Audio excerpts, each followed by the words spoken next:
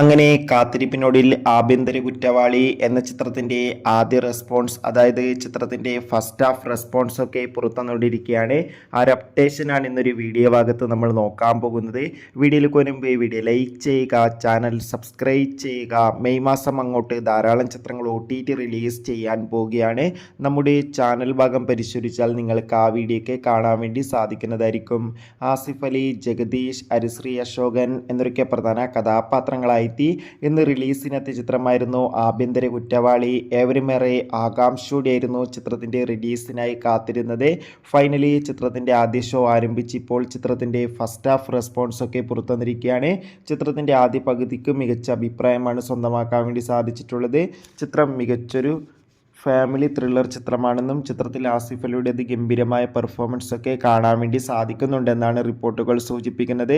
കാത്തിരിക്കാം കൂടുതൽ അപ്ഡേഷൻ അറിയാൻ വേണ്ടി.